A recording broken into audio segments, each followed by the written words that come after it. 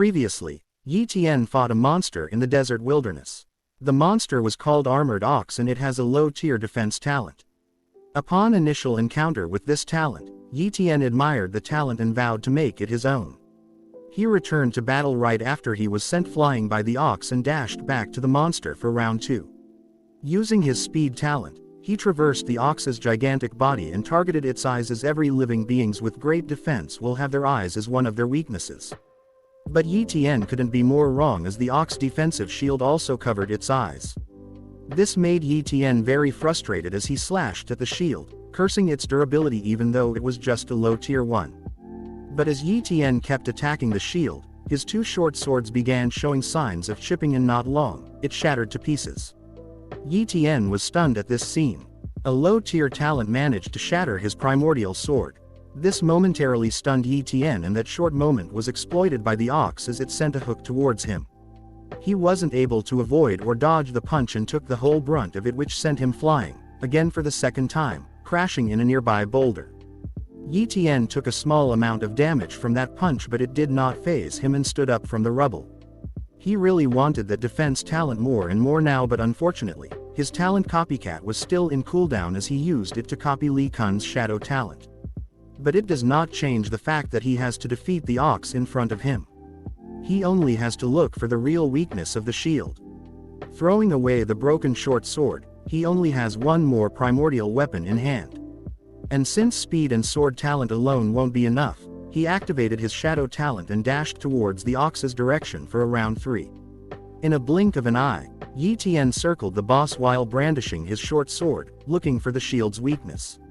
While he was busy attacking the shield, the ox only stood there, oblivious of Ye Tian's presence. The ox still thought that Ye Tian was under that pile of rubble in the distance, so it did not move an inch where it stood. Seeing the miraculous effect of shadow talent, Ye Tian was satisfied with it. But no matter where he looked, he cannot pierce through the shield, not even a dent was made during his attacks. But while Ye Tian randomly stopped at the back of the ox, he was presented with a huge surprise. He saw a thin layer of the shield at its butt. Finding the Achilles heel of the ox, Ye Tian did not stand on ceremony and dashed towards it with his shadow talent. With a slash, Ye Tian easily penetrated the shield from behind and dealt a massive blow to the ox. This attack caused the ox to scream in pain as it finally fell on its back with a puddle of its own blood. I don't know which one Ye Tian targeted, but I doubt that he attacked the butt exactly. After the battle, Ye Tian harvested his spoils, as the ox was also a fierce beast, though a weaker one. Ye Tian did not waste a single part of the ox that was valuable, be it skin, horn, or testicles. Yes, you heard it right. Testicles. Ye Tian stuffed everything in a bag and went on his way to look for a secluded place to cultivate and try to break through the warrior realm. Not long after, Ye Tian found a cave and unpacked the beast blood he harvested from the ox, drank 1 bottle at a time, and started his cultivation. 20 days later, Ye Tian finished his cultivation with a big sigh, and suddenly, a surge of power entered his body. This power energized his entire body and Ye Tian let out a powerful howl. This is the start of breaking through the warrior realm, and this caused disturbance outside his cave. A stream of light formed above his cave and it can be seen from a distance. That is why 2 ladies in hoods saw this phenomenon, and the one with blonde hair knew that someone was breaking through the warrior realm in a barren place as she addressed the lady beside him, "Milady." There's a marking written on their hoods, it was spelled Martial Pavilion. Back inside the cave, Ye Tian was marveling at his newfound strength. He finally broke through the warrior realm and was a step closer to his goal of being stronger. Also, 20 days have passed and his Copycat skills cooldown was long over. Remembering the defense talent that made him helpless before, he picked up his backpack and bolted outside the cave. When he reached the skeletal corpse of the Armored Ox, he quickly touched it and a system window appeared. Unfortunately, the corpse has long dried out and was harvested by Ye Tian, hence copying wasn't possible. This was the first time Ye Tian knew of the restrictions of his skill.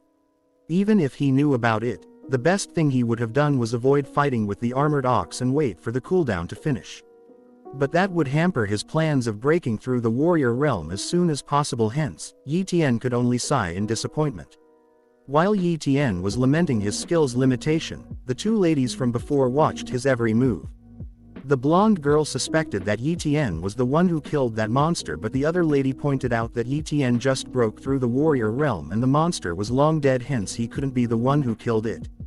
An apprentice fighting a fierce beast was unheard of, much less killing it. The blonde lady found the thought reasonable. Meanwhile, Ye Tian approached the oasis nearby. It has been 20 days since he has taken a bath.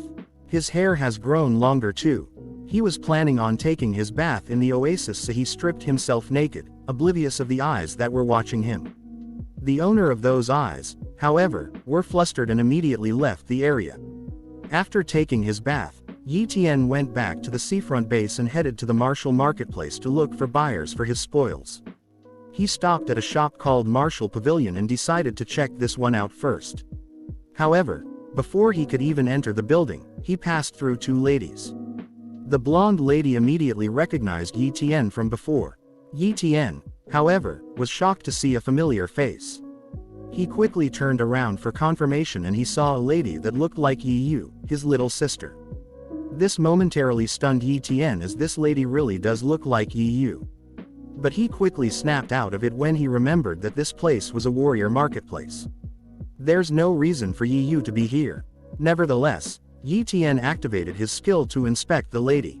A system window then popped up and information about the lady was shown. Her name was Yu Ling.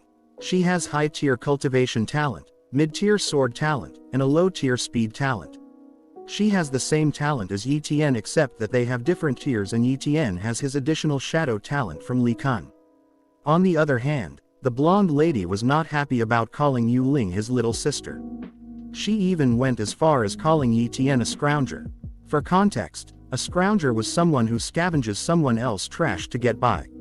Hearing the blonde lady's words, Ye Tian inspected himself. He took a bath before leaving the wilderness, so how can he be a scrounger? Yu Ling also did not like how the blonde lady talked and reprimanded her. She also addressed her as Xiao Yu. Yu Ling spoke with Xiao Yu, and after that, Xiao Yu apologized to Ye Tian. She also addressed Yu Ling as Milady while speaking to Ye Tian, making Ye Tian confused. However, Xiao Yu suddenly pulled Ye Tian's arm inside the building, as Yu Ling was a manager in their Martial Pavilion, and as an apology, they will buy everything Ye Tian wants to sell for double the price.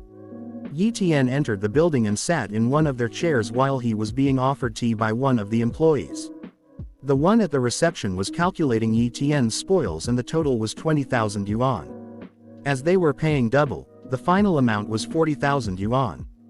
This price shocked Ye Tian and he quickly agreed to the price. As the deal was sealed, Xiao Yu handed Ye Tian 4 white cards containing 10,000 yuan each. On top of that, Xiao Yu also offered Ye Tian a 50% off of their items, which he immediately accepted. Ye Tian then skimmed through the items that were on the list and he ordered 1 profound training manual, 1 monster directory, 3 bottles of mid-tier monster blood, and 3 bottles of restorative elixir for a total amount of 78.5 thousand yuan, which Xiao Yu rounded up to only 70,000 yuan. Ye Tian handed her a gold card he got from Li Kun, which has 100,000 yuan.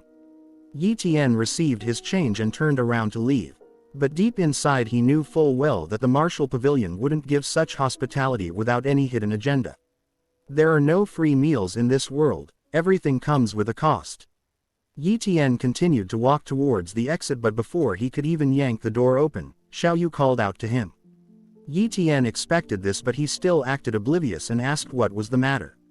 Xiao Yu asked him if he could meet Yu Ling, their manager, for a moment. Ye Tian agreed to meet her and Xiao Yu lead him upstairs. They then entered a room where Yu Ling was waiting, and when Ye Tian saw her for the second time, he still can see Ye Yu in her. Yu Ling then introduced herself to Ye Tian, extending her hand for a handshake. Yu Ling was a peak elite martial warrior, and according to her, she was from Mahai base. She was just here at the seafront base as a manager of Mahai's Martial Pavilion at the seafront base branch. Ye Tian already knew her name as he inspected her before. He also knew that she has a high-tier cultivation talent. It's a perfect upgrade as he currently has the mid-tier cultivation talent, and since his skill was off cooldown right now, hence he did not waste a moment and grabbed her hand, activating his copycat skill. And as he introduced himself, a system window popped up notifying him that the high-tier cultivation talent was successfully copied. This happened without Yu Ling's knowledge while she offered Ye Tian a seat. Yu Ling informed Ye Tian that only those they considered valued guests were allowed on their second floor. This confused Ye Tian as he was of common birth and has no affiliation with the strongest families in the seafront base. For that exact reason was why Ye Tian was being invited to their second floor. Yu Ling didn't beat around the bush and offered Ye Tian to join the martial pavilion. Ye Tian, who saw Yu Ling's face, can see his little sister's face, which complicates things as he hasn't said no to that face since their parents died. Though struggling, Ye Tian coughed up a relatively important question to Yu Ling. Why was he being invited when he was just a novice martial warrior? He just broke through the realm not long ago, yet he was being poached right now. Not to mention the Mahai base was much stronger than the seafront base, so their base doesn't lack talents. Yu Ling acknowledged Ye Tian's point, but she also pointed out that for the base to be strong, it needs more talents. Ye Tian also acknowledged Yu Ling's point, but he was still hesitating as he doesn't want to be bound and get his skill to be known, as he will definitely die a horrible death once his secret comes to light.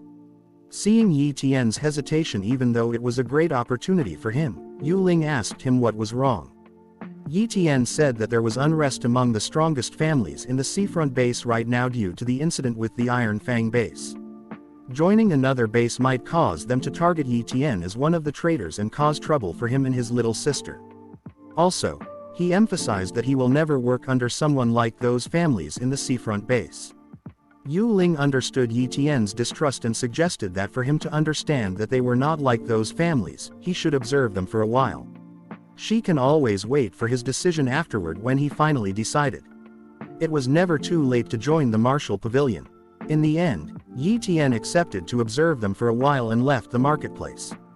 On the way, he was pondering the reason for being a martial warrior. It was supposed to help and protect the people, yet now, the people have to be afraid of the warriors on top of their fear of the beast because of their oppression of the weak. Ye Tian knew that his strength wasn't enough still, he needs more power. And that talent he got from Yu Ling will be one of the talents he will use to get the power he needs to suppress the oppression. With a resolute face, Ye Tian called out the system window and without hesitation, he merged with the high-tier cultivation talent. The next day, Ye Tian arrived at their apartment. Seeing her brother home, Yi Yu welcomed him with open arms. Ye Tian then informed her that he was a martial warrior. This news made Yi Yu so glad, as they have now a warrior in their Yi family. Looking at his little sister's happy expression, Ye Tian inwardly laughed as he knew full well that Yi Yu will also become one after she awakened her talent, but before that, he will help her increase her talent if he ever come across compatible items. Yi Yu's frost talent was in the novice tier as of now. It can be increased to mid-tier, and if they got lucky, it can be increased all the way to high tier. Seeing Ye Tian's long hair after a month in the wilderness, Yi Yu offered to cut his hair short. Ye Tian accepted the offer as she has been his hairdresser when they lost their parents. Back then, they were still so young and Yi Yu doesn't know how to cut hair, so she usually end up cutting Ye Tian's head instead. Back then also, Ye Tian will be in any sort of trouble protecting Yi Yu. He will get beat up sometimes, but his will has been strong since they were a child. Reminiscing made Ye Tian remember a monster with a very practical talent. He then got up from his chair with his unfinished haircut and ran towards the book he bought before, the illustrated book of treasures. He quickly skimmed through the book and finally found the monster they were talking about before when they were little. It was a monster called Immortal Jellyfish. It was a water-type beast with a healing talent. It was strong enough that they healed their damages and injuries almost in an instant. The book also recorded the location where the Immortal Jellyfish can be found. It was in the Lake of Death. Seeing his excited brother looking at an encyclopedia of treasures, Yi Yu looked at it and saw the Immortal Jellyfish. She then said that it was just a myth and was used to fool children. Before, when they were both a child, Ye Tian always told Yi Yu that the Immortal Jellyfish was a myth, but right now, he thought differently. Nevertheless, Yi Yu finished cutting Ye Tian's hair. Afterward, he inspected the cultivation only warriors can use. Before, as an apprentice, he doesn't have access to this information. But right now, he was looking right at it. As for the cultivation, novice warriors cultivates the skin, Middle stage warrior cultivates the muscles, and late stage warriors cultivate the bones. He was currently a novice warrior, hence he will cultivate his skin. He then sat inside his room, cross-legged. As soon as he starts cultivating, he noticed the difference between mid-tier cultivation talent to a high-tier one. Compared to right now, his absorption before was painfully slow. He then drank a mid-tier monster blood and increased his absorption 3 times faster. Looking at the system window, Ye Tian saw his skill was still on cooldown for a month's time. With that, he decided to cultivate for now, and once the cooldown was over, he will look for the immortal jellyfish and copy its healing talent. Thank you for watching. Like if you want to see another part of this series. Subscribe for more videos like this. And I'll see you in the next video. Have a nice day.